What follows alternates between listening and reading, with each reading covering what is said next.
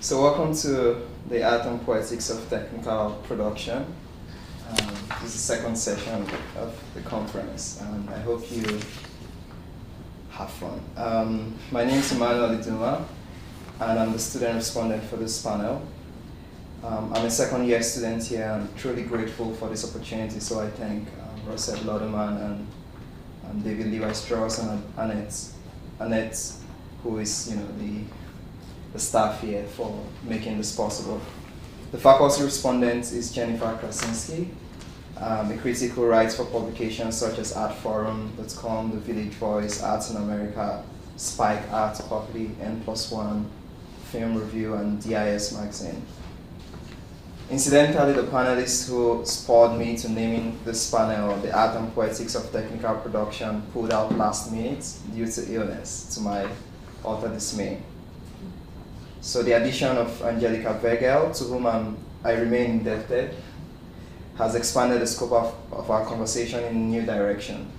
What I had in mind when I named this panel was Walter Benjamin's famous essay, The Work of Art in the Age of Its Technical Reproducibility. I was thinking about the aura of art produced digitally. How does the work of art operate and assert its aura in a digital age? Eileen Isagon from the Northwest College of Arts Critical Theory and Creative Research Program is going to speak about internet art in what she calls an era of imperceptibility. Lately, I've been reading up on the origins of Western literacy. In ancient writing, reading was an act of recognizing inscriptions. Professional scribes produced signs and symbols that were subsequently interpreted to an audience that learned through the ear. In the age of the internet, we are taken back to the time before the introduction of the Greek alphabet. We are presented with imperceptible inscriptions that requires a lot of skill to interpret. I will leave Eileen to do the talking, but my guess is that she'll make it clear that the interfaces with which these inscriptions are presented make it difficult for us to assert our subjectivities. Since we are talking about art today, we can afford to be hopeful. Lauren Palmer, who studies design criticism just in the next building, will speak to us about the morphing of magazines. Her abstract began with a bold statement: the publishing industry is in a state of flux, from print to digital, non-digital to experiential. Before reading her paper, I hadn't imagined that we could propose another shift in the technology of reading. She says we can. She says there is such a thing as experiential reading. Readers of magazines would have to attend to learn what has been published.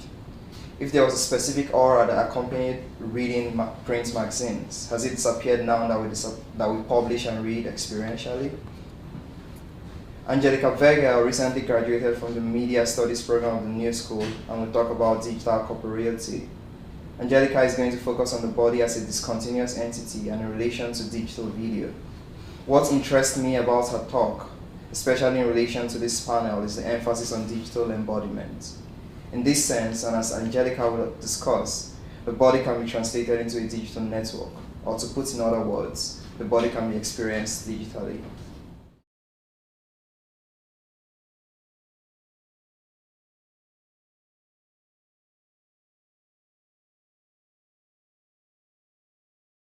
So I'm going to be talking a little bit about my research into the idea of morphing magazines, this kind of print, digital, and experiential components, all in arts publishing today. So yes, contemporary publishing exists across media platforms. Some publications are print only, some are web only, others are hybrids of the two. I would argue that there is a third classification emerging, the experiential.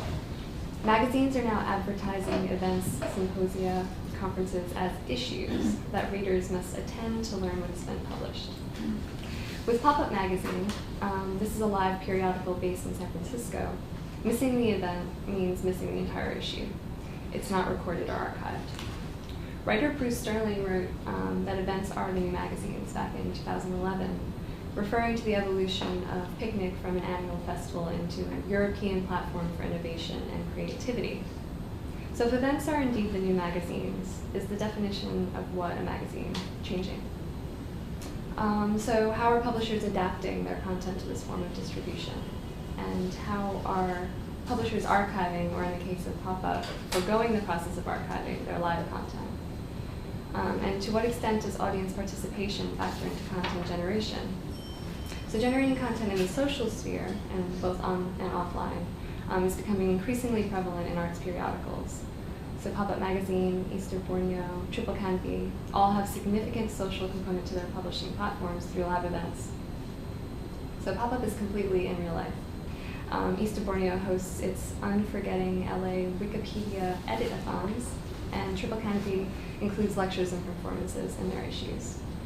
So what does an experiential component add to a magazine? For online publications like Easter Borneo and Triple Canopy, how are these events working alongside their digital content?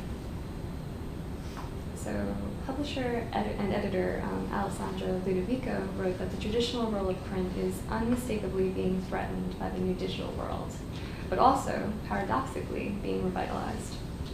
Art historian Gwen Allen wrote in her book, Artist Magazines, An Alternative Space for Art, to publish a magazine is to enter into a heightened relationship with the present moment. Unlike books, which are intended to last for future generations, magazines are decidedly impermanent. Their transience is embodied by their unprecious formats, flimsy covers, and inexpensive paper stock, and is suggested by their seriality, which presumes that each issue will soon be rendered obsolete by the next. In its October 2014 issue, Art in America examined the current landscape of arts publishing in an article entitled Published to Flourish. The article was a collection of thoughts by writers, publishers, and artists who can speak directly about the current climate and in the industry, In its introduction, the looming death of print has been lamented in traditional media for years. Publishing in all forms appears to be thriving in the art world. From our vantage, the new possibilities afforded by digital media appear less like a threat to older print practices, which continue to attract collectors and artists alike, than like a compliment to them, opening new possibilities for expanding the definition of book or magazine, while offering new platforms for circulating contemporary art, poetry, fiction, and criticism. Digital media has long been touted as a replacement for print media, yet artist books appear to be gaining in popularity and value. Print hasn't died and seems to currently live symbiotically with the digital.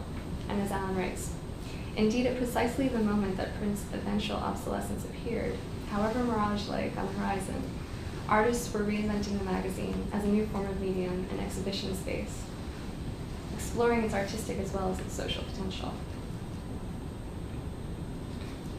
Triple Canopy is a digital arts publication based in Brooklyn, New York. As a contributor along with Allen in Published to Flourish article, it presents its statement of purpose and explains its aims and ambitions. Since 2007, Triple Canopy has advanced a model for publication that forges meaningful connections between writing code, reading prose, between digital interfaces and printed pages, between social media and public space. This model encompasses what we call publication's expanded field: digital works of art and literature, books, public conversations, exhibitions, and increasingly performances that traverse stage and screen. Triple Canopy believes that the modes of concentration and means of circulation wrought by, if not absolutely proper to the internet, pose new possibilities for performance artists, enabling them to create works that complement and extend, but do not purport to contain or replace the experience of live performance. So this is the most recent issue of issue 20, of Triple Canopy, called 20 Machines, and it was their work in the Whitney Biennial this year.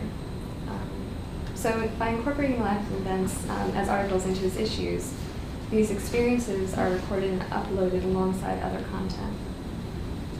The collection forms a single issue. And every so often, the issues will be assembled into an anthology comprised of content from several issues, and then these anthologies are then printed, thus adding another point at which it can disseminate its content. So Triple Canopy is interesting to me as a case study for publications that are pushing the boundaries of contemporary arts publishing because it exists within a variety of media. Arts writer Orvie Gatt explains, in a comparable way to the study of arts magazines, as a way to further our understanding of artistic practice, we should be looking at publishing as a curatorial medium. and then this in turn would lead to question what an audience or public is and what it could be. So this is one of the articles that was in Printing Machines.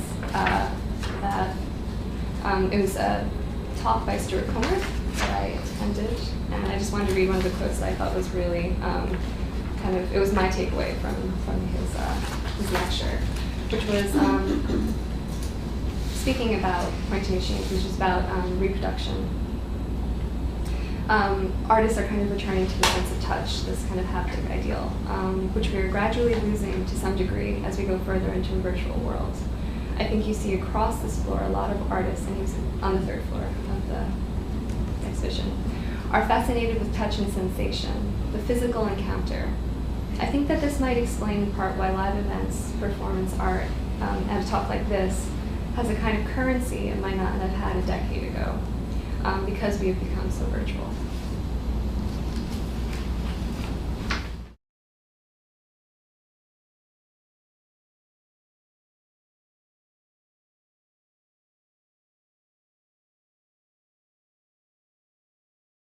The common critique that digital video seems to have given up its body is often discussed in relation to digital media's supposed lack of embodiment. The digital may seem disembodied because it's seemingly immateriality made up by binary codes. Media theorist and artist Laura Yu Marx states, quote, "It is easy to say that analog video has a body, insofar it is dependent on the physical support of a cathode tube and electronic broadcasting," end quote. This also includes the embodiment of a contained physical tape that analog video is stored in. Mark concludes, quote, "Digital video art explores the medium's embodiment by playing not with signal, but with discrete set of information," end quote. We understand digital as a media format that transmit discrete, non-continuous information, and with that in mind, the intention of this research is to find a way for a body to be seen as a source of discrete, non-continuous information within digital video. The body is understood as a whole, a structure with smaller functions working together. That is to say, the term the body can be more than an anatomical body. In this paper, the term body will be discussed primarily as an anatomical body, yet there will be correlations to the metaphorical concept of form.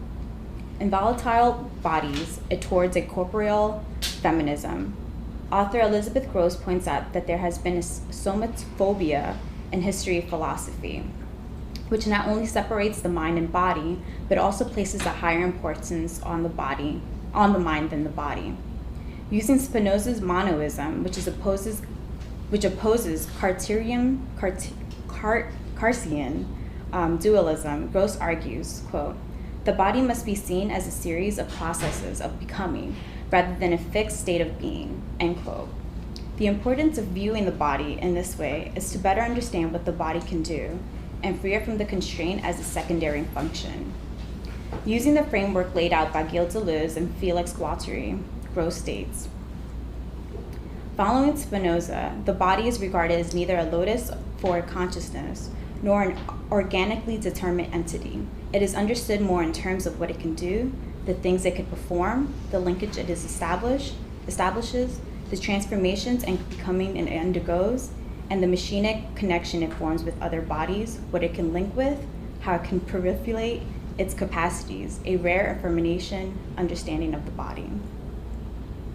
This framework is useful to understanding the anatomical body in relations with other kinds of bodies and how those relationships affect each other. Viewing the connection between different kinds of bodies will help this research understand the relationship between the anatomical body and video and all of its components. Investigating this relationship is essential to recognize the transformation of the depiction of the body through advancement in technology. The statement, the body is an instrument, or the body as a tool, is often used when discussing early video art. These statements are problematic because they place the limitation on the body and makes assumption that the body is secondary force under the mind idea concept. The statement is also problematic because it does not explore the relationship between the body and video. Then, What are the different views of the body through digital medium and its discourse? As mentioned earlier, it seems troubling to discuss the body alongside with digital because it's assumed immateriality that comes with the digital medium. Early cyber discourse argues that the cyber-digital technologies will and should escape us from our bodies. Ella Bryans points out that the importance of science fiction and cyberpunk novels shaping the beginning of cyber discourse. William Gibson's 1984 novel, Neuromancer, introduced the term cyberspace and characterized it as disembodied.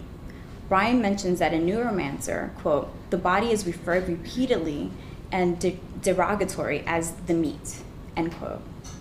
The inclination to ignore the body in cyberpunk genre created cyber discourse that are, quote, characterized by a desire to transcend the perceived limits of materiality, which is embeddedly meaning transcending the body, end quote. This notion of disembodied cyberspace also creates a division between the mind and body within cyberspace, one that affirms the Cartesian dualism. And this is a illustration from Descartes' mind-body problem, which I find really funny. The body in this respect is seen as the meat, the flesh that is holding back the possibility of cyberspace. Anna Munster notes that during a 1995 panel entitled Grids, Guys, and Gals, Are You Oppressed by the Cartesian Coordinate System?, audience members sat in front of the row wearing a t-shirt saying, I heart Descartes, heckling the panelists.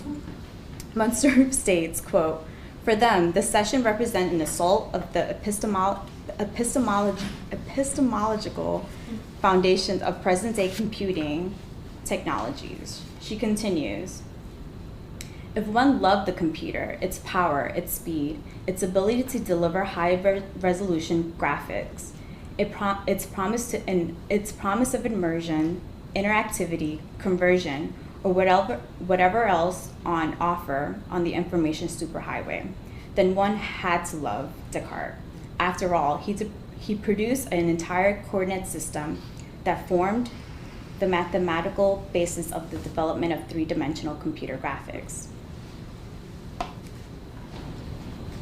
Early cyber discourse persists on its dream of escaping the flesh, causing the Cartesian dualism to continue the technological advancement and its creators.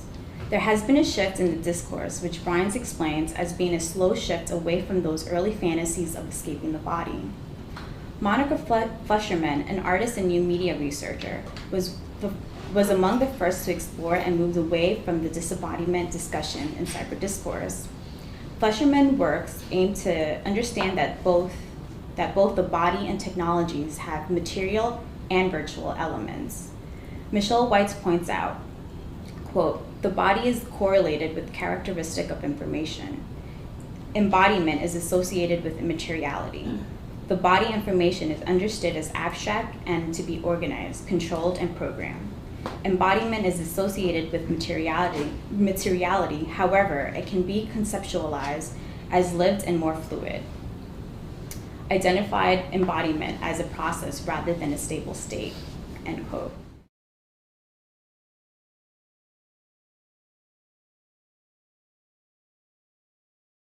And I actually wanted to hear, now that you've listened to your colleagues, what struck you as perhaps something that was interesting that piqued your interest in terms of overlap. I mean, I was looking for connections, I suppose, between the three of you, and was hearing words like community, subjectivity, performance to a degree. I mean, I'm sort of using words to encapsulate a lot of different ideas.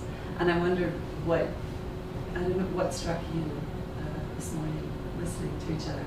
Yeah, I think more of the bodily presence of embodiment would more align with Amanda's, Lauren's work with community and the audience participation with online publications.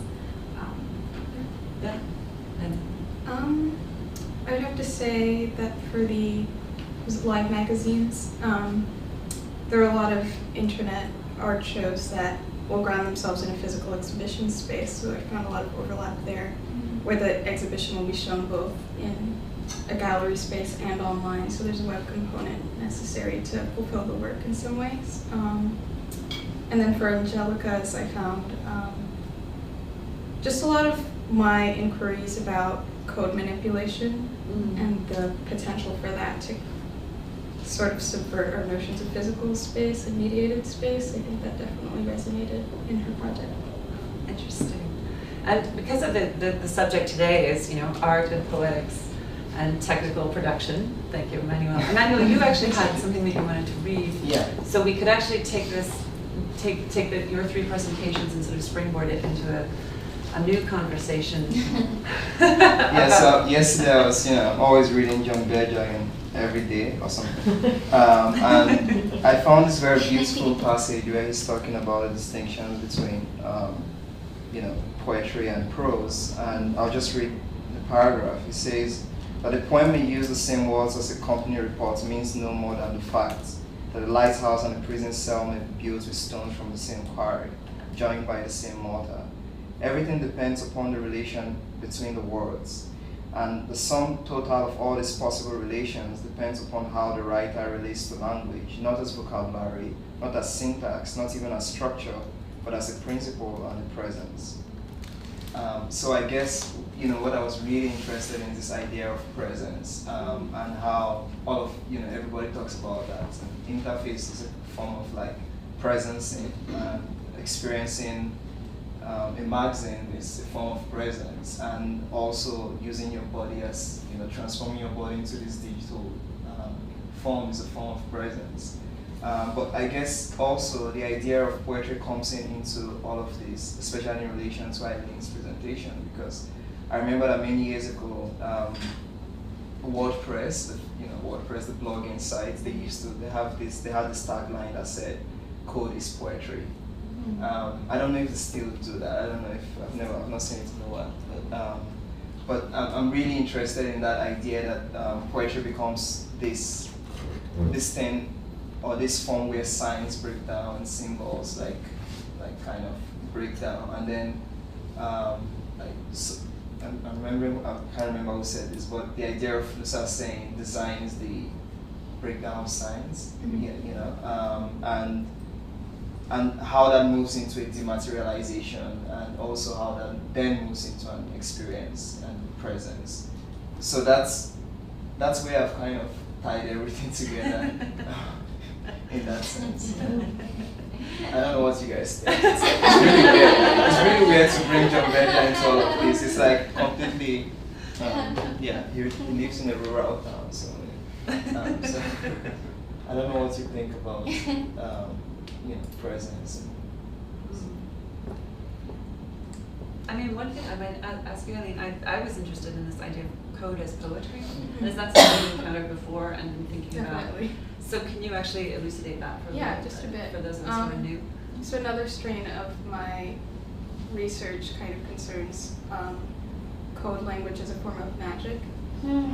This idea that they both take their principle in using signs and symbols to manifest action across physical space.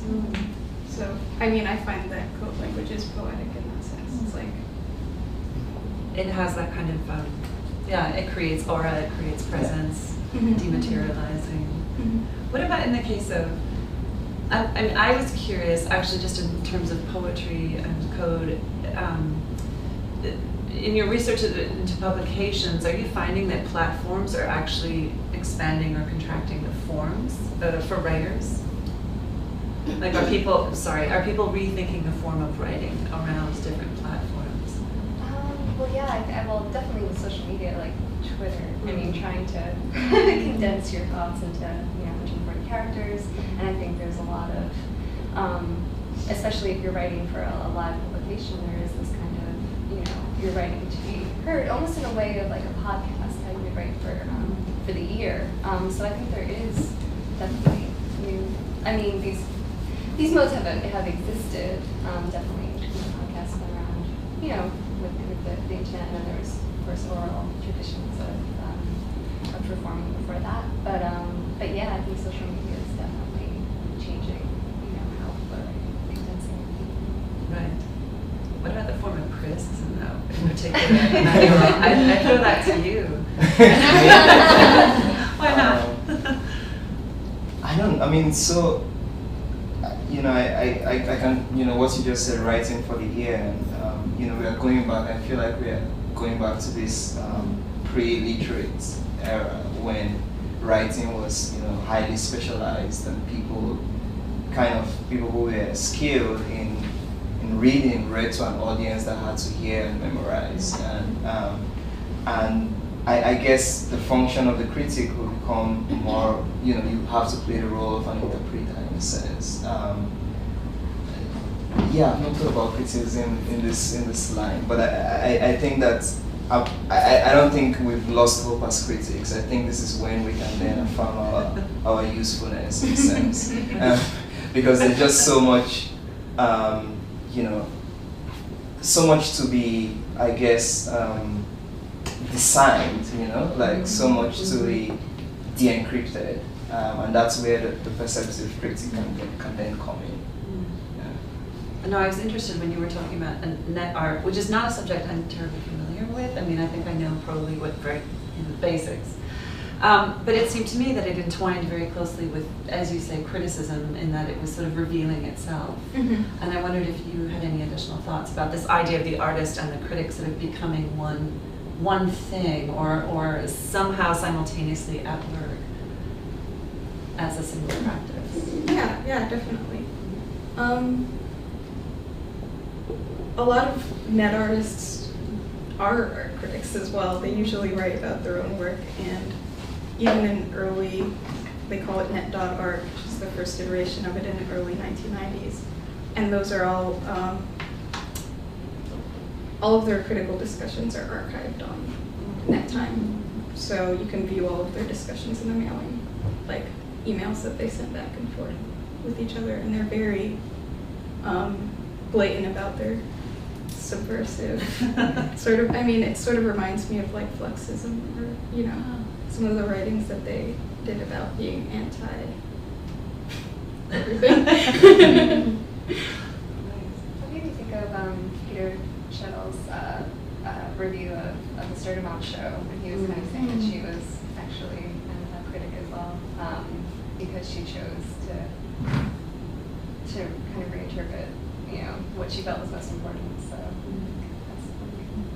I'm kind of also interested in Angelica's work, and I saw that you also talked about Cunningham in your as part of, this wasn't part of what you presented, but in the larger thesis you mentioned Cunningham, and towards the end of his life, Cunningham was very interested in video and how it came into play in his work, but just the sense that, as you said, video is always in flux, and to connect it to the idea of criticism, what kind of criticism do you think can be done in relation to this, this idea of embodying the body in a digital form? Is that something you thought about? I think it's just constantly reinstating your practice, and also all the back end that you are doing with like open software, to not make code seem like magic, like actually discussing your work process, and kind of stop this divide of a virtual world and a material world, so that they actually are both at the same time. So I think that's where criticism would come, is just to constantly talking about a mixed reality as opposed to like a virtual and material world. Should we open it up for questions, or do people have comments that they want to share? I have a question about the dimension of the internet. I mean, I think that we understand it as something that is, or we experience the internet generally as a two-dimensional thing that exists on some kind of screen or a projection. But I'm wondering if, with your, Angelica, with your presentation about the embodiment of space and how the human body within a digital virtual space, if we're not mistaken to think of the internet as something that's two-dimensional and it's a separate dimension that is not three-dimensional in the way that we experience our real world, but just a different type of dimension, whether it's for or something else entirely that we haven't really considered.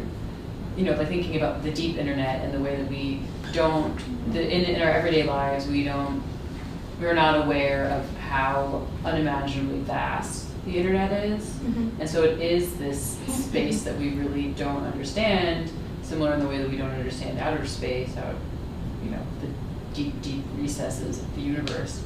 And I wonder if there's anyone, and maybe you've encountered anyone who's trying to rename or re-expose the type of this difference in dimensionality on the internet. Well, I can't think of anyone, but just to comment on your idea of like the internet existing as sort of some kind of separate dimension, I've always liked to think of it as if you could actually see if there was some kind of representational like lines floating through the air that like showed the networks and how they're distributed across space, that might be like kind of that dimension that we're just missing. And there is actually physical storage, data for the internet. Like it's not totally immaterial or two-dimensional for that matter. Like it requires massive amounts of physical storage space that exists, but we just don't ever encounter them. Right, they're basically invisible to people. I've never seen an image of a data storage center. Like I don't know how much space Google takes up. Yeah, and then you have just like ideas like the cloud. Right. Yeah. Everything seems to move towards this like idea of lightness and purity, and the term cloud even has like an upward bias, so that everything feels very light. When it's simply not the case. I was interested actually in this. The idea of encoding is really interesting, and the idea of de-encoding art, right? You were talking about translating, and then the art critic then talks about it, but the art critic can have an encoded language. So I was thinking about that too, and how you can decode something, but then still like re-encode it again. I don't know. It's not really a question, it's just something I was thinking about. Yeah, that's, I also thought about that when you were responding to that question. And what kind of language, what kind of non-specialized language, or even specialized language can we then use in talking about, the work, for instance, the work that you've done? What kind of language would you see? Do you want us to write a poem, or, a story, or what kind of language would be useful for you? I don't know, just like, what would you like to, this is not a question. What would you like to read?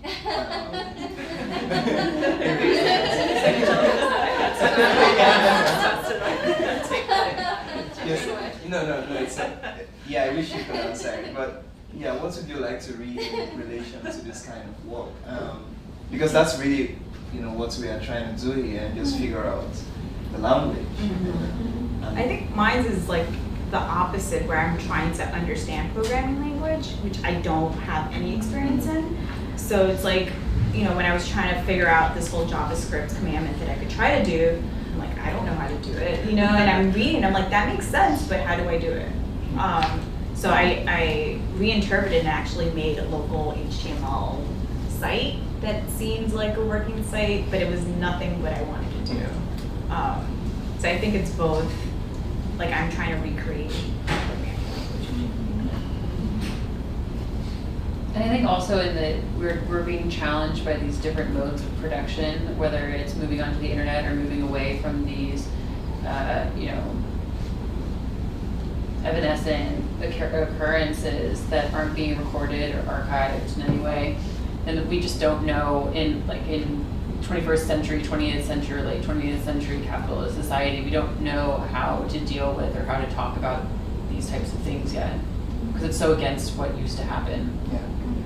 Yeah, because if you experience it, if you just experience it, then you don't need to talk about it, right? So if the writer is a performer, why write? Yeah. But I think what's interesting is in all three of your presentations, it was this balance between the real and the virtual and how they intersect, and to what degree. I mean, you showed the images of the net art that were on the pizza boxes, right? I mean, you know, so it's a physical event that we're entering into to see something that we normally would see on a screen. But the artists made decisions to put it in an installation so that we had a physical interaction with it. Bookmaking is thriving now. I mean, there's just such an explosion in artist books and photo books, and performance is a large part of it. There are many artists who are incorporating performance into the act of making a book. And Brittany, who asked the question, how does the audience come into this? Well, they're inviting the audience in to help make the book. And that happens both online and in a physical space, and then you have the manifestation of the object. And you, of course, the body, the most physical of all possibilities, is you're taking it apart, but you're also bringing us back into it. So I think the kind of larger theme is this kind of balance among those issues, which I found great, especially with Angelica coming in, you know, unexpectedly to kind of bring that about very nicely. So. We're still in time, are we? Yeah, we're fine. We have a little over 15 minutes. Huh. Things went, we were early when we started, I think. Yeah, we still have 5 minutes there, yeah. So more questions? Maybe you could talk a little more about your idea of the code as magic. Yeah. That I want would to be hear interesting. Basically, I mean, I think I kind of went through the extent of it, or the basic deal was just that they both have the same principle, essentially. Yeah. That's very magical. Yeah, it's like just looking at code, not knowing what it will actually produce. I think it's that idea of this magical idea, like, oh, well, what will happen? Because me looking at HTML, like, I kind of know it, but I don't. But then I'm like, oh, it translates into this beautiful website, you know, or this beautiful image. So I think for me, that's where the magic is.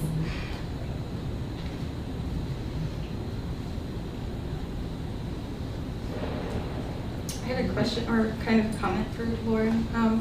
In terms of like the difference between print media and digital media with publication, I've kind of been doing some PR work lately, and we still very much value print media over like social media you mentioned earlier, but it's really interesting for me because I've been learning sort of how that world translates into monetary value and how, like, it's so intricate, but I don't know when we'll come to a time where that sort of switches, because what we're really talking about is the monetization of attention. So I didn't know if you thought at all about like capitalism or monetary value in terms of print versus digital Yeah, publication. definitely. It's kind of where I want to go next. Like, there's definitely things, that's definitely work in progress for me. So kind of my presentation is a bit speculative, but I definitely want to look into the economics of publishing more and why, you know, one would choose to start a print publication versus an online publication, and then why writers, you know, feel it's more prestigious to be in print and not online, and why, you know, all those kind of issues I think are definitely, you know, to come for sure. But it's really interesting. I guess about like the attention that you're saying, like how it would be interesting to kind of look into, you know, how much time you're spent with a printed page versus a web page, and again introducing those ideas of hyperlink and taking you away, and then do you come back again? Yeah. So Yeah, and I think that interestingly, similar themes are introduced with digital art. Like gallerists have a hard time selling anything that requires a plug, so like paintings and, you know, drawings and physical ephemera are more valued, obviously, than internet ephemera that can be a broken hyperlink one day. How do you sell that? I guess that's where the aura comes into it. Just how do we, like in the physical, the performance, the publishing as performance. There's that. You might think that there's an aura that emerges, but does it remain? As say the aura that emerges from a print journal or physical artwork, might remain. And so the sense is that if it can be reproduced, there is. If it's reproducible, then the aura is lost. Right? But I also think that then there's almost a new aura, because every time you perform something, it's going to be a bit different. You're going to have a different audience and a different energy in the room. So I think I do agree. Every time this or a piece is kind of performed, it's losing something, but then it's kind of a bit transformed as well.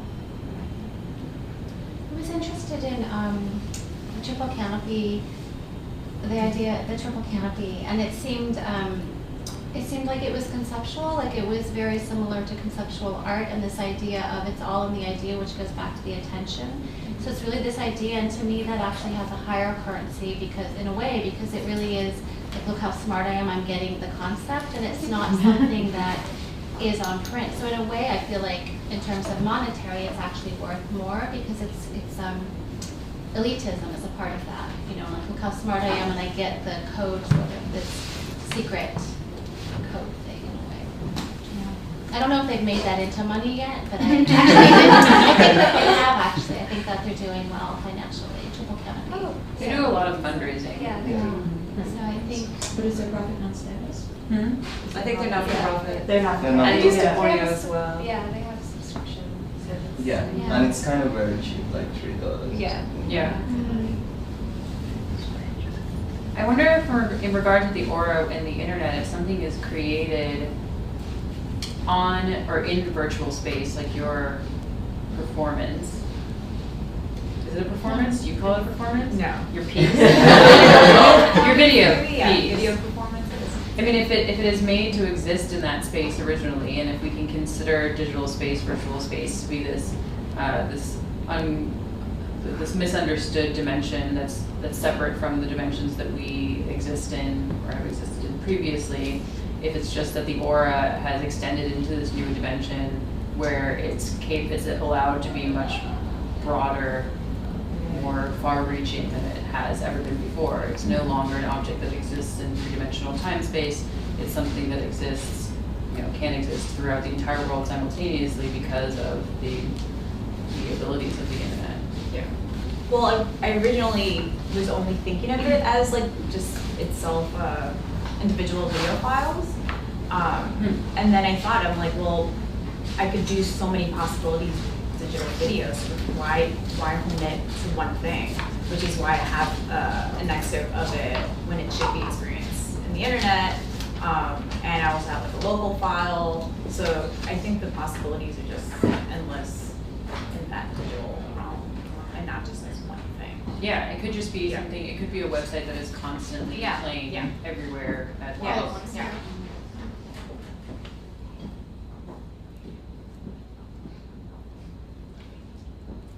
Any last thoughts or questions? No, Emmanuel, you got something. No, I don't.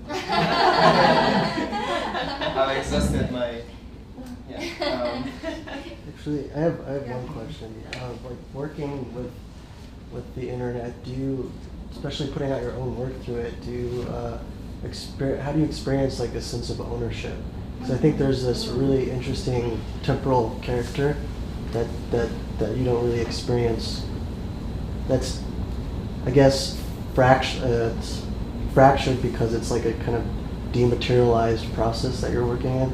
So like ownership seems like a weird concept. Mm-hmm. If there's like, is it because it's the temporal character of it? Like there's like almost a sense of immortality, or like not having like to actually have something materially present for yourself in this. I don't know. I think there's like these weird characteristics behind this. And if you guys have experienced these kind of instincts or questions with yourselves in terms of. I think I'm more willing to share what I've done.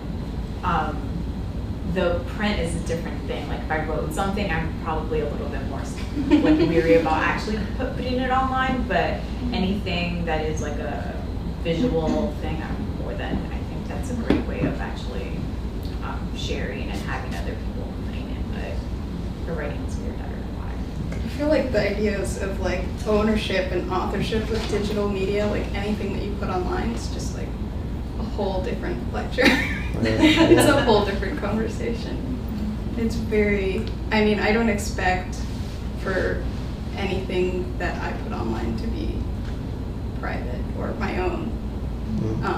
And I don't think anyone should. And I think it's really interesting how like neutral the reaction was among everyone when we were talking about like the monetization of attention, which would really be like a pretty alarming thing because, you know, yeah, we are in that world in terms of the digital age and constantly being barraged by images. Sort of changes the way that we react to images and yeah, just how we're able to mediate. It's really weird. It's weird indeed. It's very weird. Experience. Just to elaborate on that idea of attention, like the pop of not having my phone right there to like check something or like Instagram or like write a tweet about what I'm seeing, like made me feel so much more present in the moment and really just really listening to what these people are saying, telling me, where I feel like I'm just kind of things wash over me, and I feel like to kind of remove the temptation to go online to check and see what else is out there, and really brought me back to what I was experiencing. It's like what you're describing is like this constant urge, or like basically in a constant state of low-level panic. Always. I think what I was curious about is that there's like almost this sense of permanence with whatever the thing is inside, you know, this dimension, and because of that, like it's safe. It seems so safe, you know, like you have a lot of control over the substance in this form. Yeah, and it's everywhere and nowhere at the same time. Right. Yeah.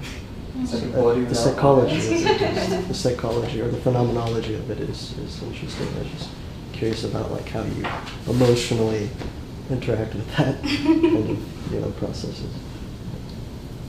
And I think there are also, I mean, there's examples of places that are acting it, or they have an intentional removal of ownership and authorship. Like you said that you're using open source code, and I know that Triple Canopy's website is open source. They also have this, like they are it's a fairly large staff, but they represent themselves as Triple Canopy. Like it was Triple Canopy at the Whitney Biennial, not the listed names of all of the different editors and writers and participants.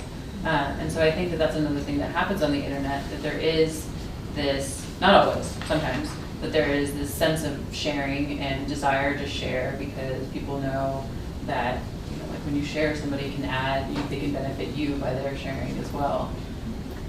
The internet makes possible in a way that's very different than physical environment.